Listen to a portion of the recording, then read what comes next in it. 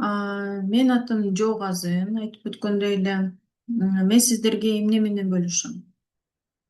Мен сиздерге мифсиз тажрыйба жана финансылык сабаттуулук жөнүндөгү маалымат жана билим менен бөлүшөм. Мен миллионер эмесмин. Успешный успех жөнүндө айтпайм. Реалдуу бюджет, жоопкерчиликтүү коротуу, ашыкча роскош жок. Менин жолум стабилдүүлүк. Мен сиз менен практикалык инструмент, стабилдөөсүнүн стратегиясы, финансылык эркиндикке жол, жеткиликтүү жана түшүнүктүү билим бергенге аракет кылам. Бул жерде өзүңүздөр менин бир аз биографиям боюнча маалымат берсем, мен 91-жылы Бишкек шаарында төрөлгөнмүн. Каракол шаарында 11 гимназия мектебин аяктаганмын. Жана президенттин алдында башкаруу академиясын, бухучет, анализ, аудит кесибин бүткөнмүн жана юракадемияда семейное право, гражданское право, международное частное право боюнча магистратурада билим алганмын. Ошондой эле мамлекеттик кызматта иштегенмин. Частный компанияларда да иштеп келдим. Негизи эмгек тажрыйбам 12 жылдан ашык финансы, экономика чөйрөсүндө. Жөндөмдөрүм бухучет, экономика, аналитика жана отчетторду автоматташтыруу боюнча жөндөмдөрүм бар. Тынымсыз дайыма окуп келем. Бүгүнкү күндө мунай зат сатып келген алдыңкы мамлекетибиздин компанияларынын биринде аналитик болуп иштеп келем. Эми сиздерге эмне үчүн бул фин ачкыч программасын билимди ушундай финансылык сабаттуулук боюнча бөлүшкөнгө мен аракет кылып жатам. Анткени бул миссияларымдын бири деп өзүм үчүн мен кабыл алдым. Анткени бүгүнкү күндө көп эле адамдарда көйгөйлөр абдан көп. Айрыкча каржы тууралуу көбүнчөбүздө дайыма ушул маселелер бар да. Акча жетишпейт, топтоо жок, карызга батуу, кредит менен милдеттердин өсүшү, коопсуздук, жаздык жок көп адамдарда, күнүмдүк чыгашадан ашпайт жана башка. Эми байкашыбызча дайыма эле баарыбыз да ушул көйгөйдө кирешебиз, чыгашабыздан азыраак болуп калат. Анан мындай капкан, мындай ловушка болот да көбүндөчү. Жогорку бир айлык маянага жетсек эле жашообузда бир жетишкен жашоого жетип кетебиз деп ойлойбуз да. Тескерисинче жогорку доходко, кирешеге киргенде эле чыгашабыз да ошол эле замат жогорулашы мүмкүн. Ал чыгашаны жабыш үчүн кредит же карызды көбөйтөбүз. Анан кайра аны жабыш үчүн дагы көбүрөөк иштөө керек болуп эле ушул айлампадан чыга албайбыз да. Эгер чыгымды көзөмөлдөбөсөк, жогорку киреше байлыкка кепилдик бербейт. Эми сиздерге бир суроо берейин. Финансылык эркиндик деген эмне деп ойлойсуз? Микрофонуңуздарды күйгүзүп жооп берсеңиздер болот. Же чатка жазыңыздар.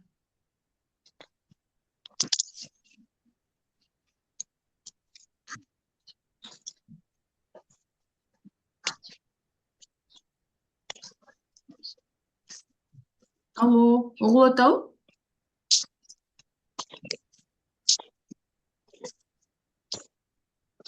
Жакшы, кубанычтамын. Мен да абдан кубанычтамын сиздер менен ушундай жолугушуп, баарлашып, сиздерге да пайдалуу маалымат менен бөлүшкөнгө мен да кубанычта болом. Финансылык эркиндик боюнча кандай ойлойсуздар? Бул эмне? Кандай жетсе болот? Кимдин кандай көз карашы бар?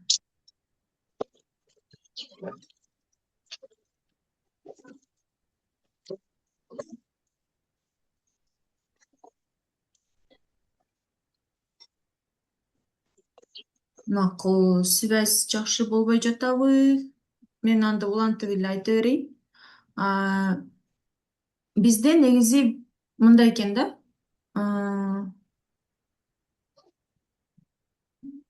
За книга Кот Веранда Большой жашоо бир аз түшүнгөн жокмун. Негизи бул байлык деген биздин айлык акыбыздын көлөмү эмес да. Чыныгы байлык бир гана көрсөткүч менен чектелет экен. Пассивдүү биздин кирешебиз жашоо наркыбыздан болгон көбүрөөк болгондо да. Аны эми мисалы бизде эркиндиктин финансылык эркиндикке чыга турган жолдо бизде 6 тепкич болот. Биринчи тепкичи тууралуу айтып берейин. Бүгүнкү сабактын темасы бул финансылык эркиндик да. Биринчи тепкич бул финансылык көз карандылык. Бул деген мисалы ата энеден, камкорчу кишиден же болбосо үйдө отуруп иштебесеңиз бир гана ошол мисалы жолдошуңуздан көз карандысыз, кошумча мисалы кирешесиз таппасаңыз да.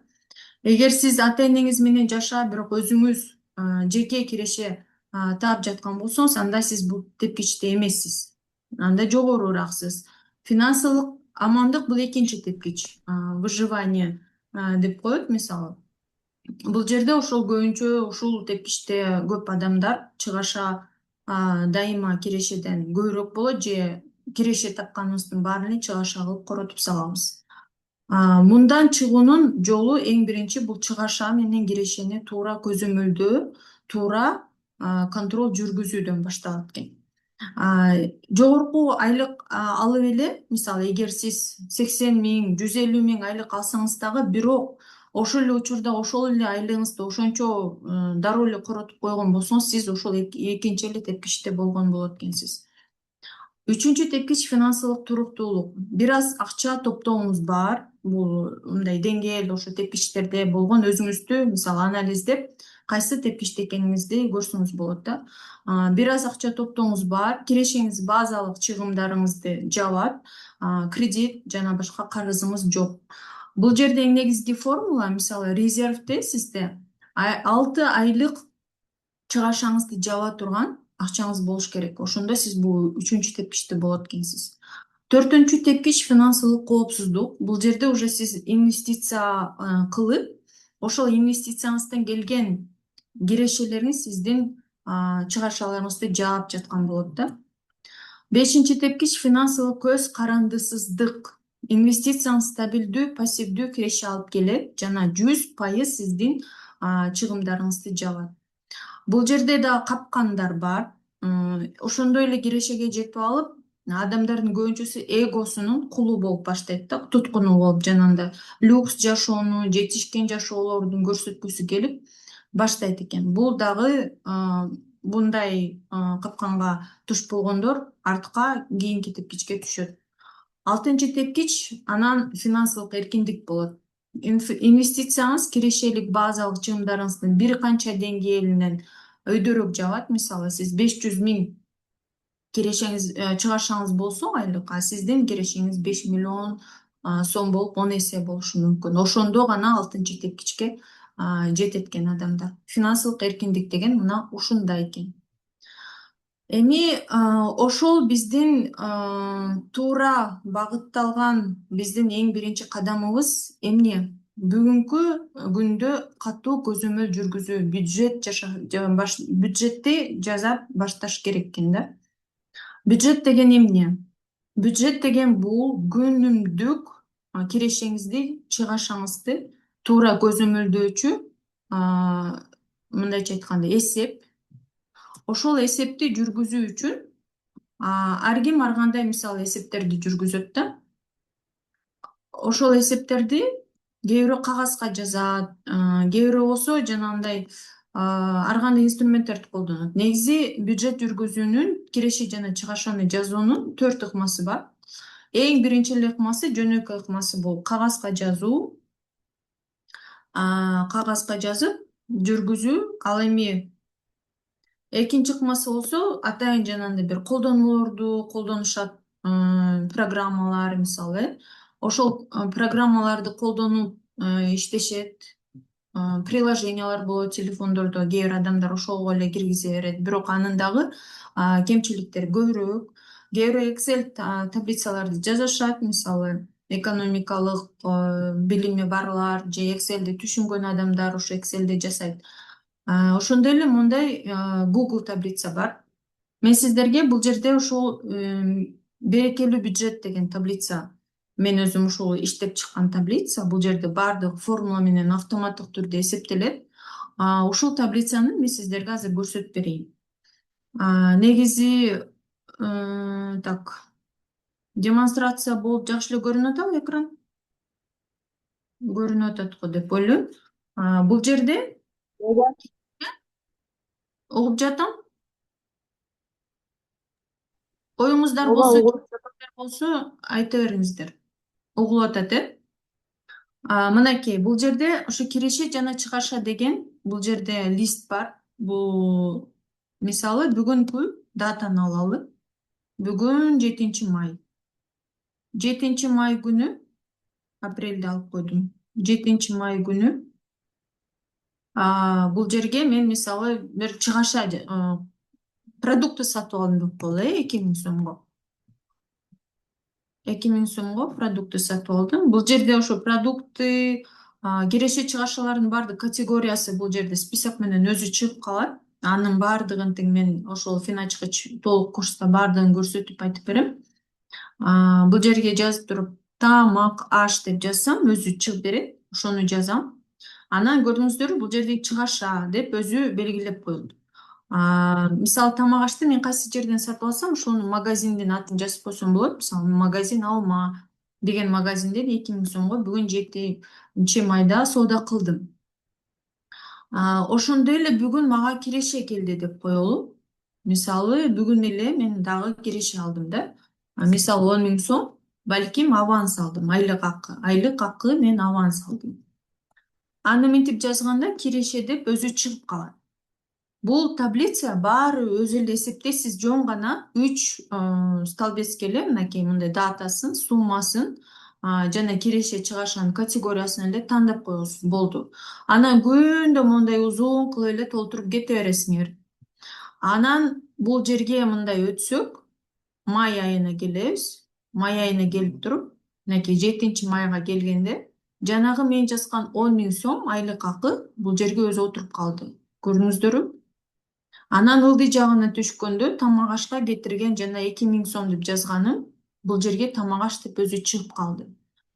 Ошол бир эле листтин ичинде эле баарынын кирешесин чыгашасын да киргизип эле отура бересиз. Бул жерде ар бир күнгө өзү эсептеп, өзү категориясы менен бөлүп эсептеп берет. Анан бюджет деген мына план жана факт. Ошо план коебуз, ошол биздин бюджетибиз болот. Мисалы бир айга биз ошол ар бир айлык акыны, мисалы кээ бирөөнүн 80 000 болсо айлыгын, май айында мен 80 000 айлык алам деп пландайт. Могул жашылдын баары бул кирешелер. Кирешенин мындай списогун, категориясын жазып чыгышыңар керек. Кайсы жерден, кайсы блоктон сизге кандай акчалар келет. Ошонун баарын жазасыңар.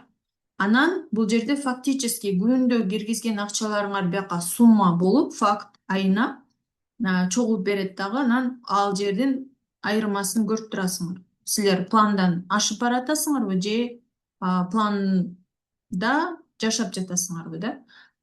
Ылдый жагында болсо ошо чыгашалардын категориялары да бөлүнгөн, милдеттүү жана өзгөрүлмө болупчу. Мисалы тамак аш, бул категориянын баарын өзүңөргө ылайыктап жаза алсаңар болот.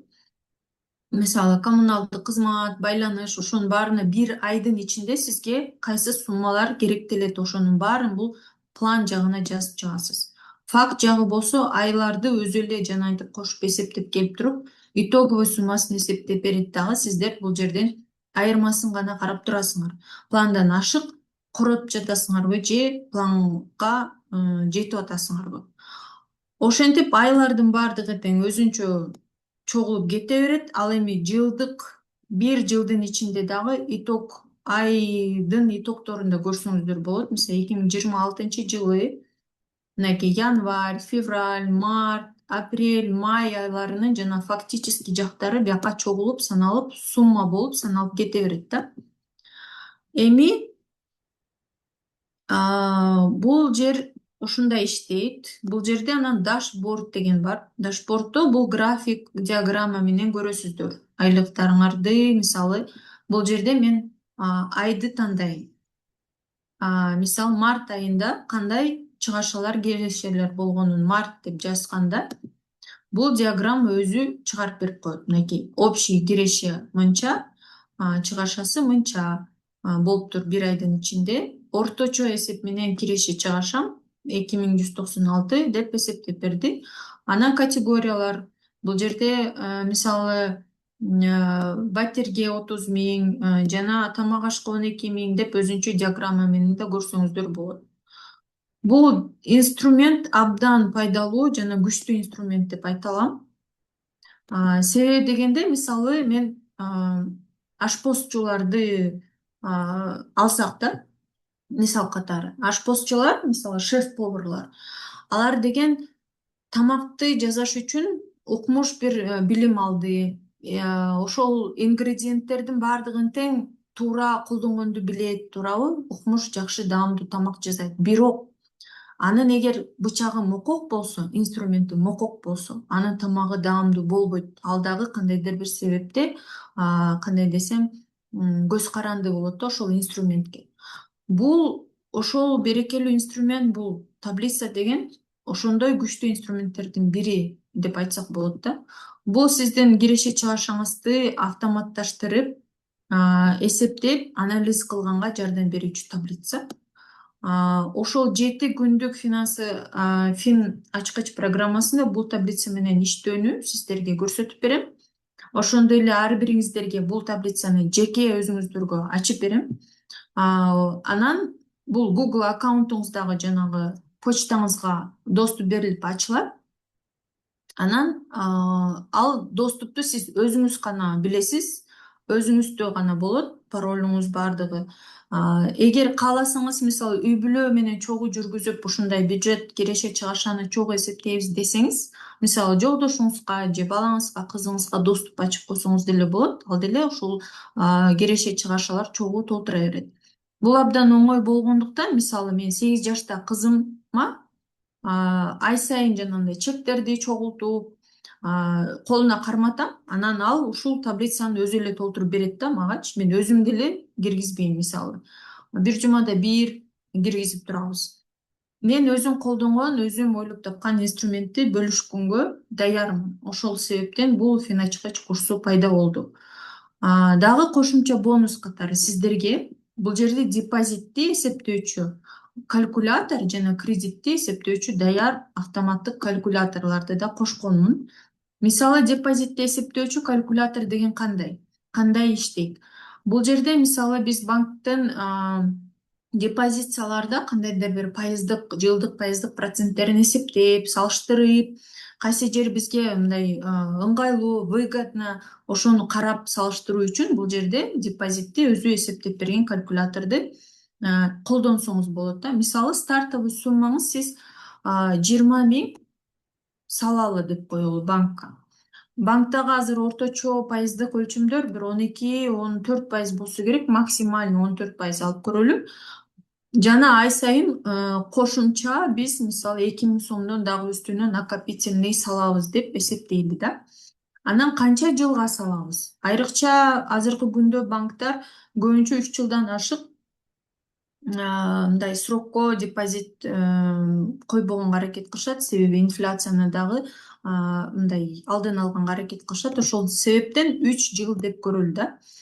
Анан бул жерде караңыздар, 20.000 азыркы стартовый салдыңыз 14% менен 3 жылга айына 36 айдын ичинде сиз 2.000 сомдон топтой турган болсоңуз, толуктоо суммаңыз, ошол 2.000 сомдук суммаңыз 36 айдын ичинде 72.000 сом болот экен.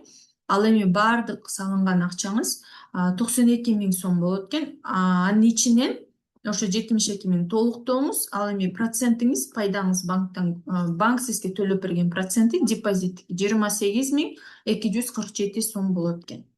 Финалдык сумма эң аягында сиз 3 жылдан кийин колуңузга ошентип топтоп отуруп 120.247 сом алат экенсиз. Ошол калькуляторду ошентип проценттерин алмаштырып, суммасын алмаштырып, ошентип сиз карап көрсөңүз болот. Оң жагында болсо депозитти туура ачуу үчүн чек листти да кошуп койгон. Чек лист деген эмне? Бул деген ар бир, мисалы, депозит ачаардан мурда сиз ушул ар бир кадамды жасап чыгышыңыз керек да. Биринчисин максатты аныкташыңыз керек, экинчисин банкты туура тандашыңыз керек жана башка. Бул жерде ар бир кадамды жасаган сайын мындай птичка коюп турасыз. Эмне үчүн депозит ачып жатам? Жана ошол суроого жооп бергенде бияка птичка коесуз. Ошону чек-лист деп атайт. Ошого эле окшош дагы кредит боюнча да бул жерде автоматтык таблица бар. Кредитти дагы, мисалы чакан бизнес алалы деп коелу. Чакан бизнеске 1 000 000 сом мен 3 жылга алып атам да. Анан кредиттердин пайыздары, мисалы, 20% эле болсо керек, 20% деп коелу. 3 жылга, ошол 3 жылга 1 000 000 сомду мен алдым. Бүгүнкү күндө 1 000 000 сомду алганда мен банкка 3 жылдан кийин 321 222 сом пайызын төлөп, жана кредиттин денеси деп коебуз, ошол азыр алган 1 000 000 сом баардыгы кошулуп 3 жылдын ичинде 3 337 889 сом төлөнүп берилет экен да. Бул жерде ошол 3 жыл деп жазганда эле ар бир графиги, ай сайын төлөмдүн суммасы, пайызы баардыгы графиги менен өзү ылдый ошо 3 жылга чейин, 36 айга чейин өзү эсептеп берет. Мисалы, банкка барып, алар деле ушундай сизге графикти түзүп берет, бирок сиз ошол графикти текшерсеңиз болот ушул калькулятор аркылуу. Бул жерде оң жакта да кредитти туура эсептөө үчүн чек-лист бар. Бул жерде дагы туура көрсөңүз болот. Азыр конференциянын убактысы азайып келатат деп сообщение келип атат. Ошол себептен бул таблицаларды көрсөттүм. Батыраак көрсөткөнгө аракет кылдым. Ал эми андан ары сиз деген ошол таблица аркылуу иштейм деп, ошондой эле бул финачкыч курсуна катталам десеңиз, менин личкама жазсаңыздар болот.